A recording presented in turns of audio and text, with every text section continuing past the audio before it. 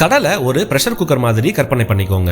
குக்கரை ஹீட் பண்ண ஆரம்பிச்சோன்னே உள்ளார பிரஷர் அதிகமாகி எப்படி குக்கர் மேல உள்ள வெண் பைப் வழியா வெளியே வருமோ அது மாதிரி பூமியோட வெப்பம் கடல் மேல் பரப்புக்கு வரும். சோ கடல் பரப்புக்கு மேல சூடான மற்றும் ஈரப்பதம் மிகுந்த காற்று இருக்கும்.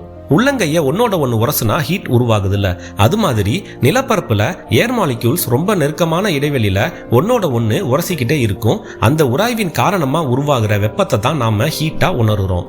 ஆனா உயரத்துக்கு போக போக சுத்தி இருக்கிற ஏர் மாலிக்யூல்ஸோட அடர்த்தி குறைஞ்சிக்கிட்டே வரும். சோ ஏர் மாலிக்யூல்ஸ் ஒன்னோட ஒன்னு உரசுறதும் கம்மியா இருக்கும். அதனால தான் நாம ஹில் ஸ்டேஷன்லாம் போனோம்னா அங்க கூலிங்கா இருக்கு.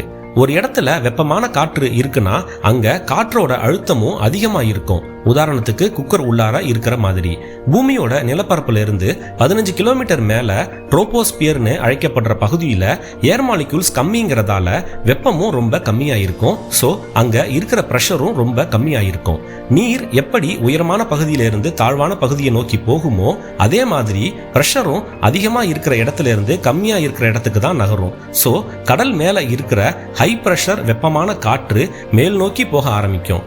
இதே சமயத்துல நம்ம பூமியும் சுழன்று கொண்டிருக்கிற காரணத்தால இந்த மேல போற காத்து ஒரு சுழல் வடிவில் ஃபார்ம் ஆகும். அதனால தான் நாம பார்க்குற புயலோட சேட்டலைட் இமேஜஸ் எல்லாம் ஸ்பைரல் ஷேப்ல இருக்கு.